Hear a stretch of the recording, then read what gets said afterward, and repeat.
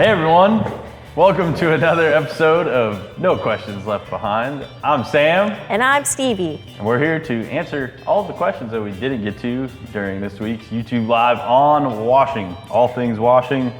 Yeah, there weren't a lot of questions that we didn't get to. There were a lot of questions in the live, but I think we tackled a lot of them because we're running pretty short on our list here. Yeah, I think we did good answering questions in between demos and during demos. As always, you guys asked a ton of great questions. We also have to apologize to our audience because we said we were going to give away 3 buckets during the YouTube Live, and we only gave away 2. So we owe 2 today instead of just 1. Going to get the first one out of the way. Jonathan Anderson was the one that caught us at the end of the YouTube Live this week and pointed out that we had only given away 2 buckets. So John, for your attentiveness, you are our 3rd Ultimate Wash Bucket 2 giveaway winner. Please email us at that's the old one. Yeah. Email us at winners@griotsgarage.com with your mailing address, and we will get that fully loaded Ultimate Wash Bucket 2 shipped out to you stat. Yep. Congratulations, John. Good job keeping us on our toes. And then don't forget, we still have code SMGarage running for 25% off creepers and 15% off other select garage accessories. Like these ultimate detail carts, which we were asked about during the live this week to elaborate on some of the wonderful features of these cool detail carts. So this is easily one of my favorite tools to have in the garage. I keep all of my wash and some of my more frequently used products permanently set up on my cart at home so that when I want to wash a car, I can just wheel it out of the garage, hook up my pressure washer, and get to washing. So it's a really convenient way to keep your stuff stored. Allows you to move it around your garage as you're doing other projects, and also makes it easy to wheel it right out to the driveway or wherever you do the majority of your detailing work. So you have the 2 high capacity lower shelves that are deep kind of trough style shelves. So you can fit a lot in those, and when you're rolling the bucket around, it's not going to fall off the shelf. The top shelf, first I'll take these off. You have the optional bins. So I usually use this one I'll put all my new pads in here, keep those on the side so that I've got plenty of space on my shelves for all sorts of other products. And then I'll use the big bin for all my dirty microfibers and dirty pads. So as I'm using up my towels and pads, I'll throw them in there, keep my fresh ones on this side. And then if you buy the cart fully loaded, you get the bins as well as the tray. And the top tray is pretty cool. Take all my stuff off of it real quick here. It can be screwed down, or you can leave it loose like we have here so that you can easily take it off if you want, just the flat top shelf as a work surface. This is a really nice surface for, doing, like if you take, electrical components out of a vehicle and you're working on those or any small parts. It's nice to be able to pull this off and have that flat top. And then that drops right back in there. You've got the 2 orbital holders on the back side or the front side, depending on which way you have it oriented. This insert is for our smaller platform tools so that you can have G9, G15, or G21 on one side, and then the micro, G8, G13, GR3 with that insert there. You've got the 3 slots here for brushes, pad cleaning brush, Boss Roll Finder Light, swabs, pens, swabs, anything else you can think of. You got a little phone slot up here for resting your phone. And then the 4 graduated bottle holders along the bottom. So those will hold any of our bottle sizes from 8 up to the 35-ounce bottles, and then the large center tray right here for resting another orbital on its back or anything else you need to do where you need a little more space. So nicely outfitted and set up there. And then of course, put all your favorite products on it and you're ready to rock and roll. Yep. It has 4-inch dual bearing casters, so you have the swivel bearing as well as a center ball bearing. These are non-marking TPE tread with top lock brakes on 2 of the casters, so you can easily manipulate the brake on and off. That's the best part. Yeah, so pretty awesome. Yeah, I can't recall the weight capacity off the top of my head, but it is substantial. We've never had any problems, and these carts definitely get a lot of abuse around here. We use them for just about everything, whether it be carrying heavy packages back to the office from the front, wheeling around parts, or just loading them up with products. So tons of versatility.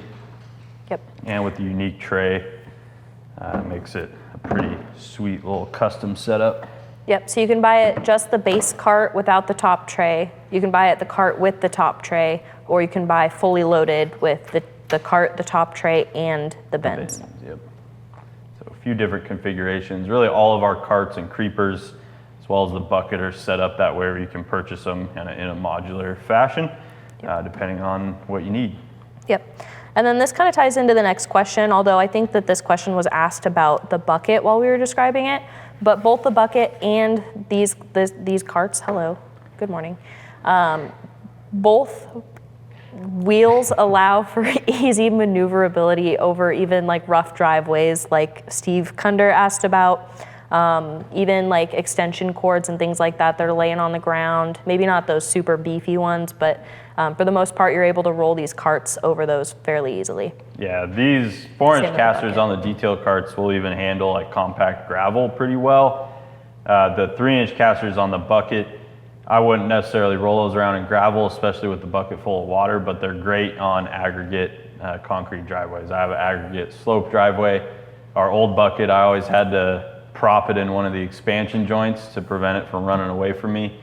And it would get a little squirrely rolling it around the rough surface.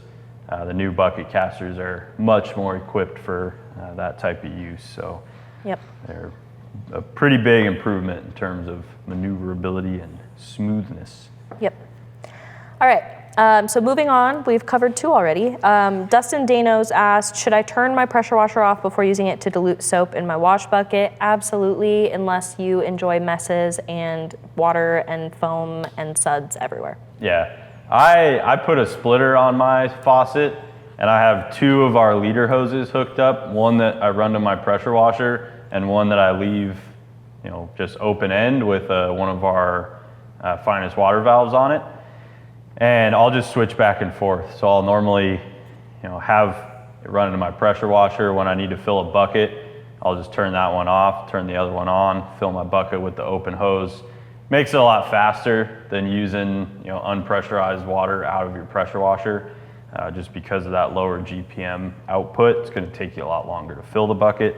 If you're fine with that, and you're patient, that's a perfectly suitable way to do it. Or, go pick up a splitter. They're pretty inexpensive, and it's a good way to add some functionality and speed up your process.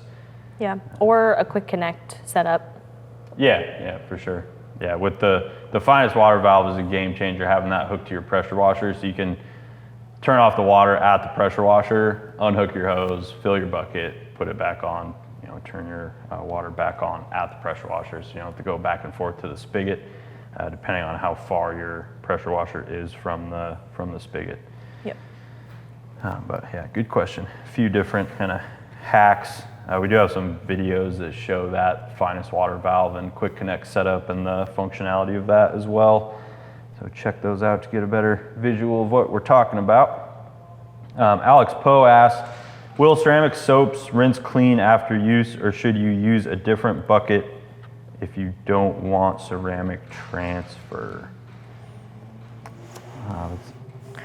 I would say that they rinse clean. If you do have any concerns, you can definitely just give a quick spray with like foaming surface prep 10-to-1. Just give your bucket a quick little agitation. But typically, if you're dumping and rinsing, your ceramic in your bucket's going to be gone. Yeah, it's not going to transfer onto it. I think you interpreted that question correctly. I was interpreting it entirely differently. So thank you for taking that one, Steve. Sam had equations going in his head. He's like way overthinking it. He's like, ceramic transfer. I thought it was meaning like rinse clean off the car, something like that, but yours makes much more sense. So Stevie's got you guys covered. I try and help once in a while. Reassur asked, will the Indiana facility be open to pick up orders this Saturday? Reach out to our call center. They'll be able to help you place an order for pickup, and they'll be able to coordinate that pickup. I can't 100% say that they would or would not be open or available on a Saturday, so you really just have to check. Well, I think this Saturday the CNG? Or is No, it's a couple, it's the 14th, okay, I believe. Yeah, it's a good point. Yeah, I'm not sure if they are open for pickup on Saturdays. I know weekdays during normal business hours, you can do will call pickups at the Plainfield facility. Binford asked, no Greenwich Concours this year. I'm not sure. I know we've been going to that one, so I'll have to check if that is still on the event schedule. Yep. Sorry, I don't have an answer for you right now, Binford. Yeah. Jonathan Anderson asked, thought about maybe adding rubber bumpers to the rim of the bucket. Helps in those cases when you get too aggressive rolling it. I don't know what you're doing with your bucket. He's flying around his driveway. Yeah. Yes, I mean, with those casters, you can get that thing moving pretty fast. That's what I was going to say. I was like, it's not a bad idea, especially with how smooth these casters are. It might be a good little add-on. Future add-on product idea. You've been working out too much. Rubber bumper. Yeah, just don't get it moving too fast. You know. Let's see. Dan's Diamond Detail. Will there be a Memorial Day sale? You'll have to wait and find out, Dan. They might be keeping that one secret from us. I'm not sure. I'm sure we will have one, but yeah, I haven't heard anything. Yeah. I know locally in the store we are doing a military appreciation sale. Yeah. You'll have to sign up for our promo emails or follow us on social media so that you can see the announcement if there is a sale. I think this one for me, LT1 Bill asks, how old are you turning? I'm not ashamed of my age. I'll be 35. Pretty big one for me. Officially mid-30s, so. Whippersnapper. Getting up there. Yeah, definitely feels, you know, it's one of those birthdays, I haven't even hit it yet, and I'm already feeling older, so definitely I think this is where like it really starts, where you really start to not really care about celebrating your birthday a whole lot anymore. But yeah, looking forward to it. Sounds lame. Greg Sabold asked, I haven't heard you mention a meetup in Tacoma. I'd drive up I-5 from Portland if you have one. We do have shows every month here at our facility in Tacoma, whether it's the first Saturday of every month, our Caffeine and Gasoline, or we're going to have Shine Fest coming up. I think there's a few other shows that we ourselves put on, but then every weekend we also have like car clubs and groups that host events here. There's always something going on, so check out our website. If you go to About Us and then Events, it'll have a list of all the upcoming shows that we're scheduled for this year. There's always something going on, so you are more than welcome and encouraged to come give us a visit. Yeah, I mean, this time of year is just about something every weekend. The first Saturday in June will be the next Caffeine and Gasoline, and then one of our premier headliner shows here at the Tacoma facility is Radwood, which is a definitely one that's worth driving up from Portland for, I would say. Yeah. That's July 19th. Yeah, that one will be July 19th. Shine Fest is May 30th. Oh, nice. That one's coming up. It's end of May for sure. Check the date to be sure. But Chris Jacobs is also going to be here for that, so that'll be really cool. Absolutely. But yeah, definitely check out the events online. Quality Tools said, I like the shirt. It's very nice. Is it available? Yeah, it is. Both the shirts that Stevie and I were wearing during the live. Well, sorry. Stevie's is the one Stevie was wearing, the Hakosuka Skyline. That one is no longer available. That was the limited run for last month. The Lambo design that I was wearing, however, is still available. Go to our Facebook or Instagram and click the link in our bio, Griot's Garage Group 6 link, and that will take you to those limited run shirts. There's also a couple other awesome designs on there. I think the Senna design that Stevie is still wearing is still up for sale. That Stevie is wearing today is still up for sale. Yeah, still wearing? I wasn't wearing She's this worn that last one all week. She's getting a little stinky. Hey. That's why I've distanced myself from her a little bit today. Okay, well. Just kidding. Just kidding. Tell them about what you're wearing. Can we leave that? You might notice the sweet new logoed crew neck. So these are going to be launching, I believe, today. Tomorrow. Well, this airs on Friday. Oh, so yeah, we're in the movie future. magic. We're in the future right now. Wow. Yeah, those will be going live this Friday. So check those out on our website. We've got the logoed crew neck, and then we also have a logoed zip-up hoodie. Same embroidered traditional Griot's logo there on the left chest. Other than that, it's blank, but super comfortable combed cotton. Yeah. My favorite part about these is they don't pill. So when you wash them, they're not going to pill up like a lot of crew necks and hoodies do these days. The hoodie has a really nice YKK zipper, fat drawstrings for the hood that are tonal. They match the black. Yeah, just great, comfortable spring garments. So perfect for mornings and evenings this time of year. Yeah, and I'd say they're pretty unisex too. I don't know if they're marketed as unisex, but they are. They're definitely well fitting on. They ladies run as well. slightly on the small side. This is a medium. I traditionally wear mediums, but you can see, fits pretty well. They don't shrink a lot either. They are pre-shrunk. So yeah, but they do run a little small. So yeah, I would normally wear like a women's medium or a men's small, and I think the medium in that was what I preferred for fit. Yeah. The small still fits, it's just a little tighter. If you like it a little looser fitting, order a size up. If you like it more athletic, order true to size. Dan's Diamond Detail asked if your iron remover clay towel friendly in the sun? Yes and no. No, it bites. It's not very friendly. It's actually quite mean in the sun. No, all jokes aside, it can be used in the sun. You just want to make sure you're not using it on a hot surface or leaving it sitting with the polymeric substrate facing up in direct sunlight to where it's going to become soft in the heat. So those polymeric materials will soften up in the heat, and you can risk essentially leaving scuffs on a painted surface with those if you're using them on too hot of a finish, or if the substrate itself is very hot. So just keep that in mind. Make sure you're ideally working in the shade or on the shaded side of the vehicle, and the vehicle is not incredibly hot to the touch. I'd say if it's too hot to hold your hand on the surface for a prolonged period of time, you're gonna wanna wait or get that vehicle into the shade before you use the clay towel on it. Yep. Jonathan Anderson, which I'm glad we picked you as a winner because we've already hit a couple of great questions from you. Can you talk a little bit more about the newer silicone-free detailer benefits over some other products? Does it conflict with any ceramic? That's actually a huge benefit of the silicone-free detailer, is that you can use it on top of an existing ceramic coating, whether that's a ceramic 3-in-1 wax or a high solids professionally installed coating, and it's not going to add any additives on top that could hinder the performance.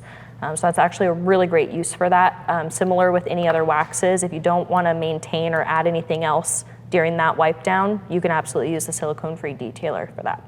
For sure. C Squared asks, what products do you guys recommend to pre-soak lower areas prior to foaming?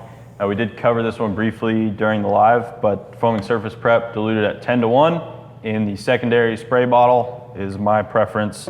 It's intended exactly for that style of pre-treatment, especially on rocker panels, anything that's heavily soiled, rear hatch, deck lid, those types of areas that you need that extra power, especially if you're trying to do a touchless wash. It's a great way to help accomplish that, to get a little bit of extra cleaning power on those dirtier bits. Yep.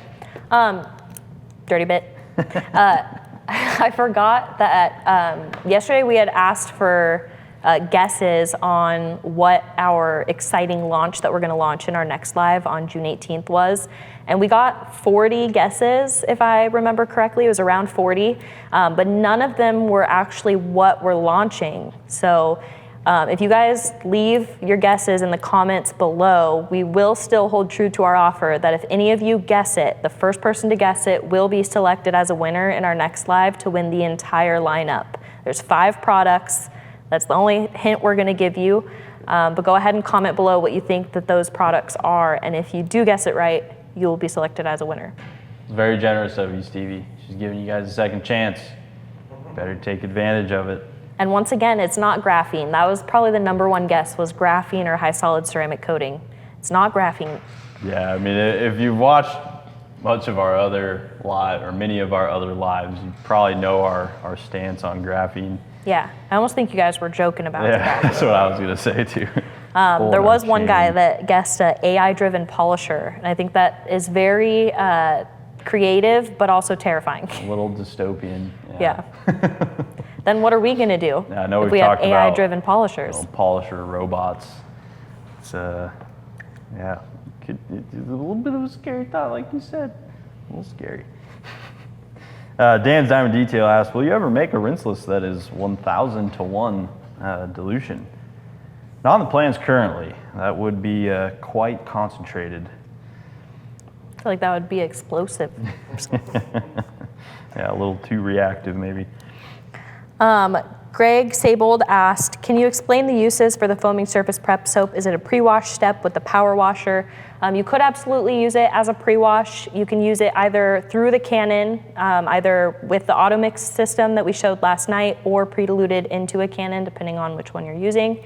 And then you can either foam that on direct or use the 10 to 1 secondary bottle that's sold separately for a higher concentration. That would be great for prepping like lower rocker panels or really nasty grimy areas. That stronger concentration helps loosen things up a little bit more before you would foam on the actual concentration out of the Canon or foaming sprayer. But it is definitely used as a pre-wash, but then also it can be used as like a full reset wash. So if you have a really nasty dirty car, you can use it as your first step to get a lot of that grime off. Or you can use it to reset your surface if you're gonna do, say, a paint correction and you wanna strip some of the protection that's on there, some mild organic contamination, etc. Yeah, keep in mind it's a high pH wash, so really any situation where you need the best cleaning capability, keeping in mind that that is gonna slightly diminish any protection, or like Stevie said, you wanna remove any old protection and reset the surface for a fresh application or a paint correction, so on. Anytime I do a paint correction on a vehicle that needs thorough washing, I always use foaming surface prep for my pre-wash and my contact wash. So great description there, Stevie. But yeah, pretty versatile. And with the secondary bottle and the 10 to 1 dilution, you can use it, under the engine bay, rockers, heavily soiled areas, undercarriage, wheel wells, all sorts of great uses for that. Yep. Alex Poe asks, which microfiber towel do you all recommend to use as your washing? Not sure if the question got cut off. I think it's just that, as you're washing. Like I took it as like a drying towel. Which one do you use as you're washing? Yeah, so if you're talking about drying towel, Alex, the XL PFM drying towel is by far my favorite. The standard PFM drying towel is also a great option. Either of those PFM drying towels are definitely what I would recommend. If you're talking like to use as an actual wash tool, we have our plush edgeless washcloths. Those are towel-esque. They're essentially like a double layer towel with an edgeless, rolled edge design. Gives you a little more thickness, a little more padding, a little more suds absorbency or wash solution absorbency. Gets plenty of suds to the vehicle. And then our wash mitts and wash pads are also great options, all microfiber. Lots to choose from there. Yeah. Here's another one for you. Stangwriter 1 asked, how long did the design process take to come up with the new wash bucket? Oh man. So that project was actually a very long project. To be completely honest, we first set out on the wash bucket redesign back in 2021. We had to take a long pause due to some freedom to operate research that we did to make sure we were not infringing on any patents that were out there. And then we got back into the design and development. We had to go through a couple different design iterations. The design portion of it itself, if you added all the initial design and then the design modifications plus like 3D printed testing and then the tooling testing, you're talking probably about a year, 8 to 12 months of total time if you add up all of that time relating to the actual design itself, not getting into any of the FTO or business analysis and all of that other stuff. So lots of design work. That's one of the fun things, but also one of the more onerous things about designing something from the ground up is you have to make sure that every little element, every change is ideally thought of prior to the tooling being produced. Because once the tooling is made, it's very expensive to then modify the design after that, because you have to have a tool shop go into those molds and CNC grind, modify them further, which ends up being quite expensive. So lots of design work, lots of time and energy from several folks here, as well as the designers that we worked with at our manufacturer. Awesome process though. It was a lot of fun to go through. It was one of my first experiences with large 3D printed parts, and that was pretty interesting. Learned a ton throughout that process from start to finish. And it was very, very fun to spend time. I'm not an engineer by trade, but I come from a long line of engineers, and I like to think that that's probably what I should have gone to college for, because that's kind of where my brain tends to go. So I really thoroughly enjoy the design process. It's very, very fun and kind of the creative side of product development. Yeah. And then even so, getting to go see, like I didn't firsthand, but you got to go to the facility and actually see these parts being made and the actual construction of this bucket. Yeah, that was really cool. Injection molding is a pretty awesome process to see done in person. Some of those machines are absolutely insane. One of the injection molding machines that is used for our bucket tub is a 1,000-ton hydraulic press, basically, that is built into that machine, so that it can handle really large molds to do large parts like that. And it's pretty wild to see the actual tooling in person. The tool or the mold for the bucket tub is like I think it's about 4 feet long by 5 feet wide by about 4.5 feet tall, and it's just two giant steel ingots that are smashed together, and then they carve that mold out of those, and pretty cool to see all that. So it was awesome to see little red pellets of plastic turned into the wash bucket pretty quick too. I think it was about a bucket a minute on the production line. So pretty awesome to see that all go down. Yeah. LT1 Bill asked, do you have certain soaps for light and dark colored paints? Nope. Our washes are all-inclusive, They do not discriminate. I'm still on vacation. All-inclusive resort over here. Against any paint color. Yeah. Free margaritas. Yeah, if you guys didn't know, Stevie also had her birthday earlier this month and went on a lavish Mexican vacation. I don't know if I'd call it lavish, but it was nice. Compared to what I was doing here at Tacoma, it was quite lavish. So. Touche. Yogi Mel's asked, what's the durability of the hydrophobic properties on the foaming polyglass? A great question. I would say you're in about the 2-month realm, 6 to 8 weeks or so. That's an under promise for sure. Properly maintained vehicle, it's not out in the elements all the time. You're going to get longer than that, I would say, but I think that's a pretty solid expectation there. So 6 to 8 weeks. Yeah. AR in SoCal asked, does the wash bucket lid double as a seat? I would not recommend it. No, it does not double as a seat. Yeah. You get into all sorts of other weight specs with the casters and the rest of the construction of the bucket to get that kind of weight spec. It is quite strong, but I would not sit on it. Any suggestions for getting raised white letters clean, especially for BF Goodrich TA radials, which are notorious for yellowing? That's by Clifford Wirtz. I would say our foamy tire cleaner and our rubber prep are both great solutions for getting white lettering back to white. Those are both really good options there. I've used them in tandem before, where I'll use foaming tire cleaner when I'm cleaning the wheel of the tire with water, and then I'll follow that up with rubber prep after the surface is dry to just get that last bit of crispy whiteness out of those letters. Let's see. Yeah. Chase asked, I used the synthetic clay in speed shine, but I couldn't hear or feel the obvious contaminants. Could this be caused by an overly wet surface, and does that limit the effectivity of the synthetic clay?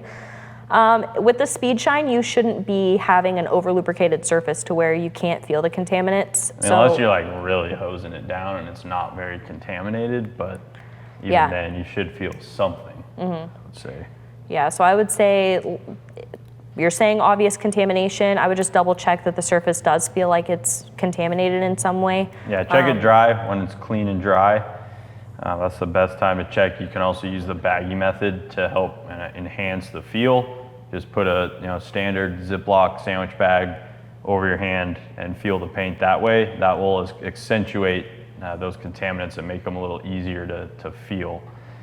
So if you're not feeling much with a bare hand, you may use that baggy trick to really get a bead on how bad that contamination is. Yep. Binford 6100 asked, does this car have original paint or thick clear coat now? I can't original. speak. The one we were working on? Yeah. Most of it's original. Yeah, some of it's repainted for sure. Yeah. And I don't know if you guys could see it during the live, but the A pillars that go up along the roof line, those were pretty faded on that. Those were definitely original. I think there was some repaint on one of the rear quarter panels.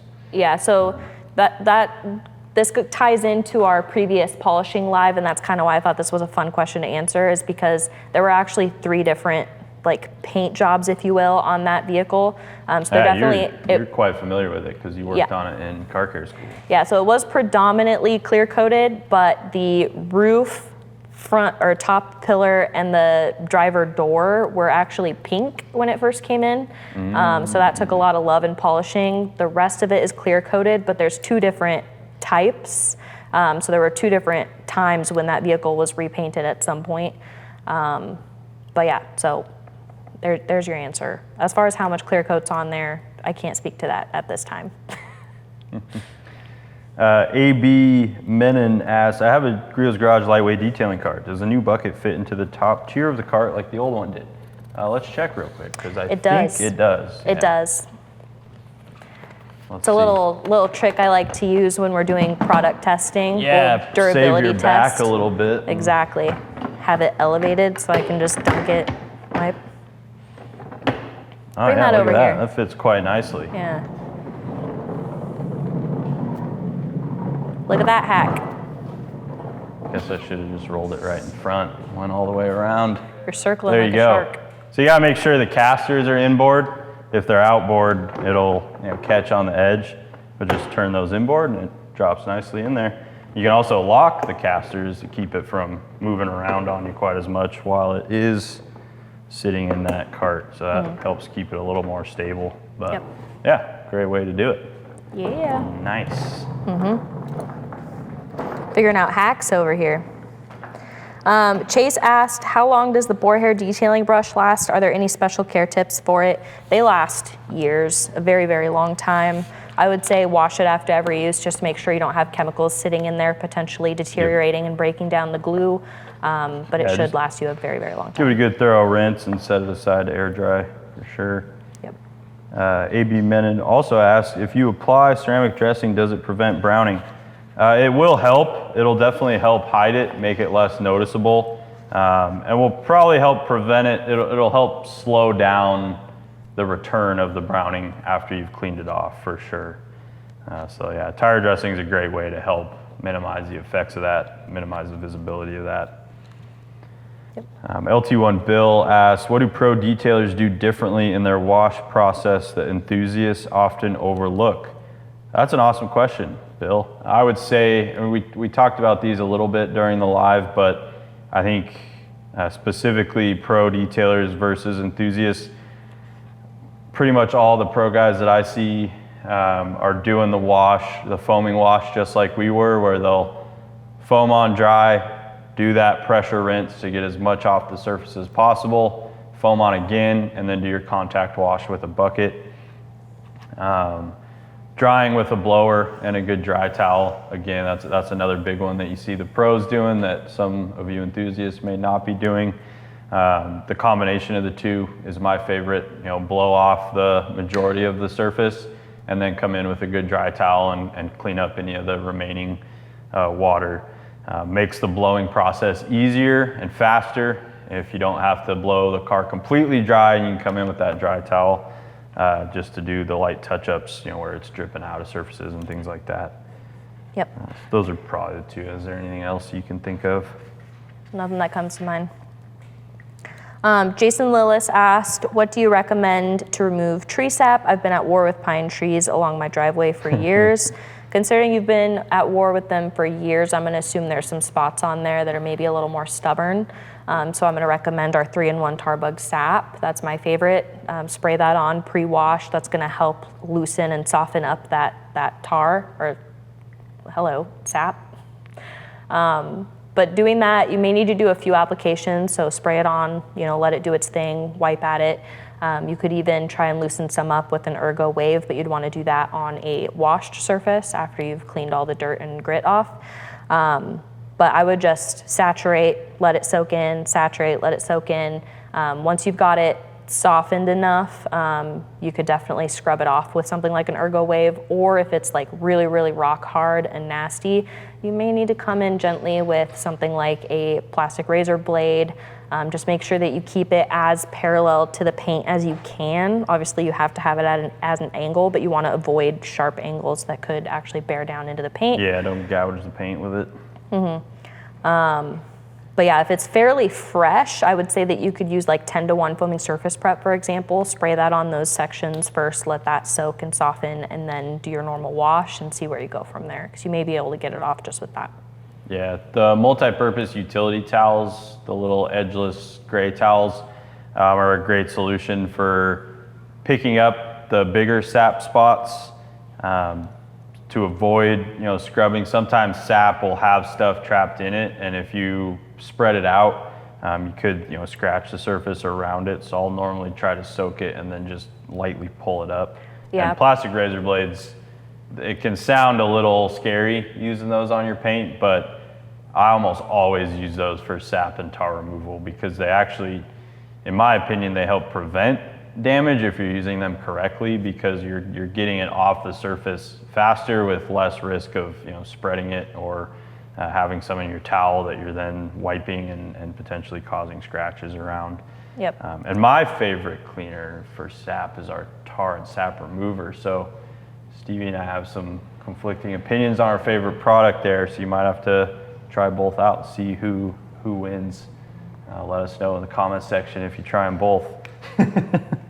It's okay. I'll take him behind this boat after this and beat him up for disagreeing with me on live. They're both great products. It's really a preference of aerosol versus trigger spray there. So both awesome products. Yeah, I did like your call out on the microfiber edgeless utility towels because sap is sticky and nasty and it can really get gunky in the towels. It won't wash out of your towels. Exactly. Yeah, so that way you have that towel that you can just toss. It's a less expensive. Yeah, and don't use paper towels unless you really, really have to, but those are likely going to lead to scratches. So the edgeless utility towel is enough nap and thickness that it's going to add a level of safety, but they're also, you know, not so expensive that you feel bad when you have to throw one out because it's full of sap or tar that you don't want to introduce into your load of nice microfibers. So I use those as throwaway towels a lot. The roll of microfibers is another good option. Those are a little lower GSM, not quite as thick and robust, but another good solution that's much better than a paper towel. Yeah, our microfiber edgeless tearaway towels. Yeah, pretty much anything you use to remove tar or sap, you're going to want to throw away afterwards. So just keep that in mind. Let's see, if I only have 30 minutes, what's the most efficient Griot's wash process I can do without compromising results? 30 minutes, that's not a lot of time to wash a car. So I would say I'm curious what you're going to say. Yeah, if you're including setup time in that 30 minutes, I would say a rinseless wash is going to be the most time efficient way to do it because you don't have to get get the hose out, the pressure washer out, all that stuff. Yeah. So that is going to save you a lot of time. When it comes to like traditional washing, it's, in my opinion, at least for me, it would be tough to get it set up, wash the car, and get it cleaned up in under 30 minutes. Yeah.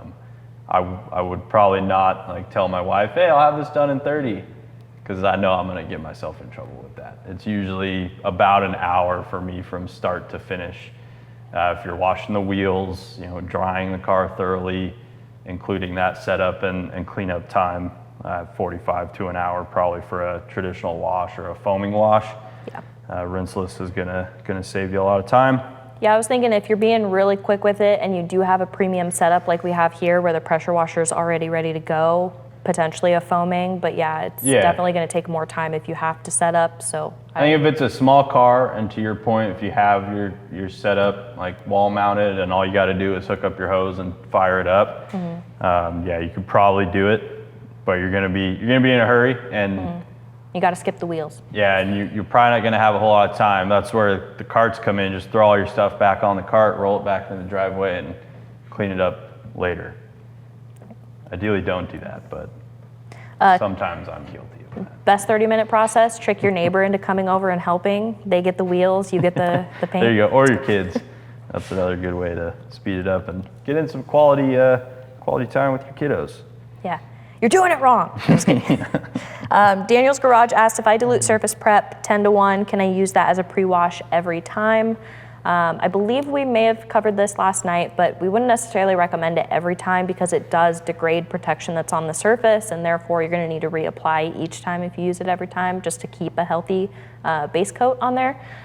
So I would say no, not every time. It's not going to be the end of the world if you do, but it is degrading your wax each time you use it, and therefore you will need to feed that wax with something like ceramic speed shine or some sort of spray-on additive, or reapply your wax more frequently than you would need to otherwise. Yep, for sure. Sound and gloss, what's a good practice for keeping the chenille mitts in top shape? My recommended practice, I normally do wash mine after each use just to make sure they're completely clean before I use them again. So what I will do is I'll wash the vehicle when I've got a dirty soaked mitt. When I'm done washing, I'll wring it out in my bucket as much as I can, get as much of that water out, and then I'll put it in my laundry pile and wash it with my other microfibers. I like to keep my dirty microfibers separate from like my cleaner paint microfibers. Say anything that I'm using to remove dirt or dust or grit from the vehicle, I'll put in a separate load from the towels that I'm using to remove like wax, polish, stuff like that, where they're not actually getting dirty, they just have product in them.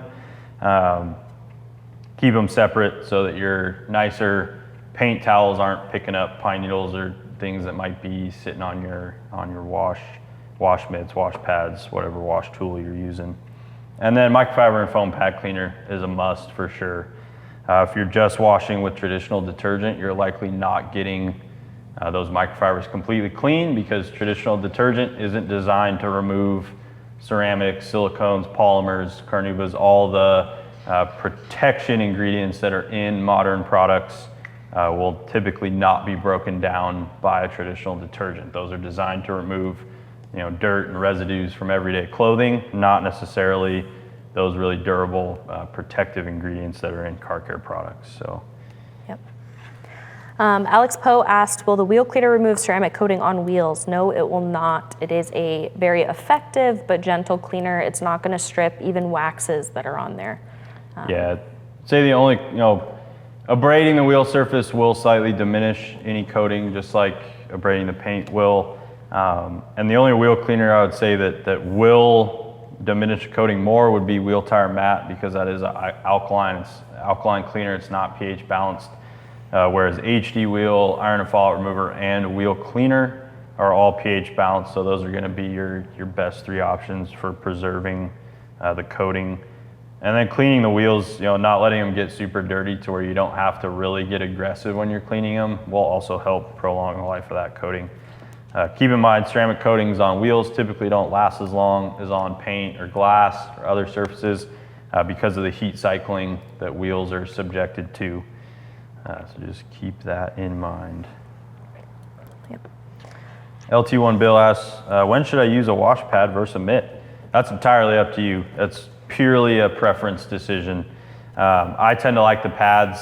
I used to use mitts, and then I got tired of putting my hand in and having water run all down my arm when I go high up on the vehicle. The pads seem to do that a little less. I also like just being able to dunk it, not having to take it off my hand.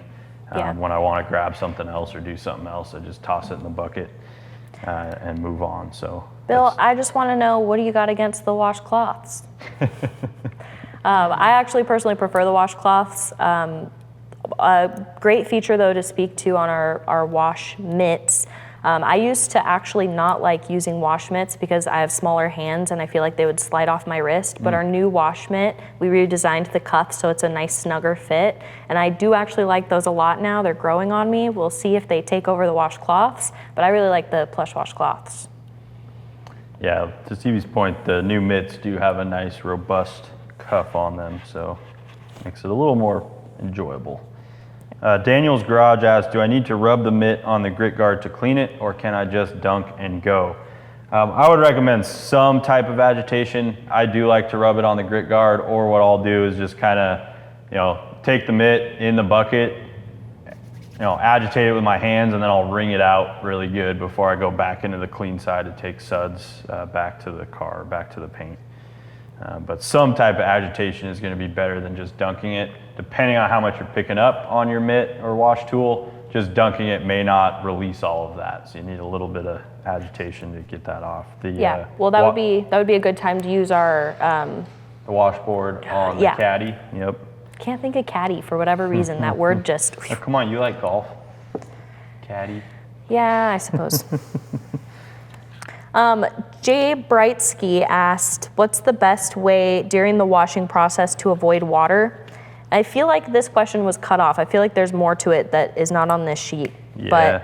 But if that is the question, I would say spray on car wash is our best waterless wash that you can just spray on, wipe off, it's ready to go out of the bottle. Yeah, limited to light to maybe lightly moderately soiled surfaces. Yes. Or light to moderately soiled surfaces. You don't want to use that on a moderate to heavily soiled vehicle, or you will risk more scratching. Rinseless is another good way. A little more water incorporated there since you have to fill the bucket, but that's another great way to avoid high water consumption. And a pressure washer that will really reduce your water consumption as well, even for a more traditional style wash. Enthusiast asked, do you also want to rinse bottom up when you used a pre-wash? So yeah, really your first rinse, so when you apply that pre-wash foam, you're going to go bottom up, and then your first rinse, your first pressure rinse is also going to be bottom up. When you do that first pressure rinse, it's also critical to be very methodical. Make sure you're using straight line overlapping passes so that you get a uniformly clean surface ideally, or get it as clean as you can during that step. And then you'll refoam from the bottom up again, do your contact wash top down, and at that point then the surface is clean, so you can go ahead and rinse top down for your final rinse. Hopefully that was a clear description of the demo that we did during the live. I think so, but if not, just ask follow-up questions in the comments or reach out to our contact center and we can clarify anything. DRK Dragon 525 asked silicone-free detail spray as a drying aid. Yes, you absolutely could use silicone-free detail spray as a drying aid to add a little bit of lubricity to that process without adding any additives. For sure. Corey G asked, what's the best way to preserve bottle sprayers? Wheel tire mat and iron and fallout sprayers get clogged up and don't work after some use. I haven't experienced that with wheel tire mat, but all of our sprayers are covered under our lifetime guarantee. So if you are having issues with sprayers, give us a call and we will send you out some replacements as well. I would say one of the number ones for any problematic sprayers, keep them out of the heat, because that will often cause the products to migrate up the sprayer and potentially drip out or just sit in the sprayer head, potentially leading to durability issues. You can also close the sprayers to help prevent that. So when you're done using it, turn the spray tip off, On the compact sprayers, there's an actual quarter turn that will turn it off.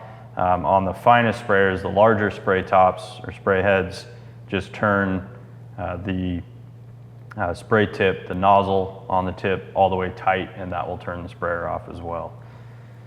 That's probably the main tip for getting a little more life out of those. Yeah, I would say too, if you're going like a long time between using the products, say it's going to be a long time and that the product could potentially dry, I would say removing the sprayer from the bottle and spraying all the product out so that essentially the top line is clear, like free of product, and that'll help prevent any of it drying and clogging. Yeah, but we will replace sprayers that you're having issues with, so give us a call, we'll take care of you.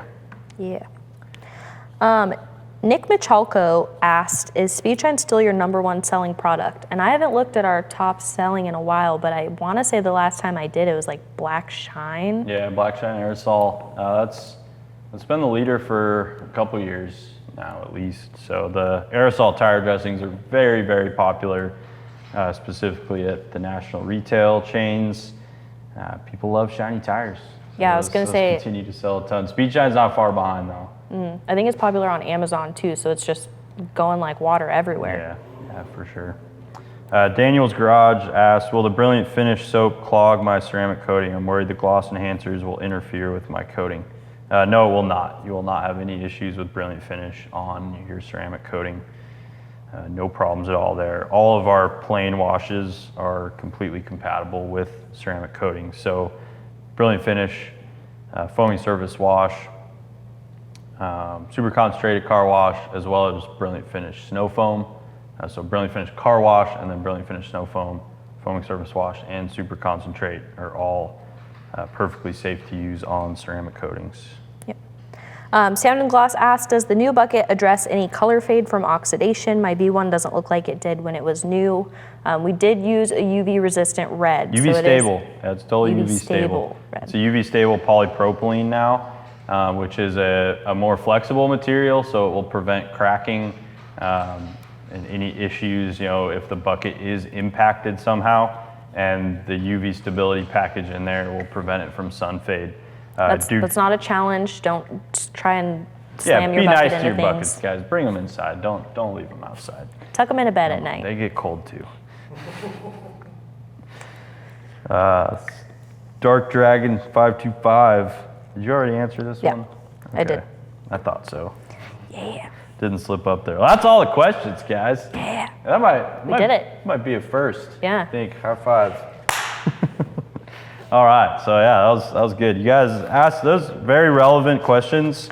This time around, there weren't a lot of off-topic questions, which makes things easy on us to get through them. So. But you know what we haven't done yet? The last winner. Yeah. Yeah, we got one more winner, and I think I've got him picked out unless you have. Okay, one go in for mind. it. Daniel's Garage. Hell yeah. He asked some great questions. So Daniel's Garage, email us at winners@griotsgarage.com and we'll get you set up with a fully loaded Ultimate Wash Bucket 2. Just send us your mailing address and we'll get that shipped out to you as soon as we can. Heck yeah. In the meantime, don't forget, use code SMGarage to get 25% off creepers and 15% off other select garage accessories. Yeah. Definitely take advantage of that sale. And of course, don't forget to subscribe if you have not already. Don't sleep on subscribing. Hit that notification bell so you don't miss our June 18th live, which we will be announcing that new product line. So you definitely don't want to miss that one. And it's his birthday. And don't want to miss the party. Come say happy birthday. Let's see what else. Oh yeah, follow us on Facebook and Instagram if you are not already. Always great content. We're doing a lot more on the socials lately. So it's been lots of stuff pertaining to the retail store, which is great. We got the employee features on there, all sorts of stuff that you don't see elsewhere really. So make sure you follow us on Facebook and Instagram. I hear we're also, I think, getting back on TikTok soon. Heard some mumblings of that, maybe. Isn't that getting banned? And I think we're starting to have some presence on Reddit as well. So you might see some of our ads and representation if you are a Redditor. So yeah, make sure you get us on all the socials. And of course, subscribe here, give us a thumbs up, We love you guys. Always appreciate your engagement. You are all awesome. And that does it for today. So Yeah. get out there and have fun in your garage this weekend. Have fun in your garage.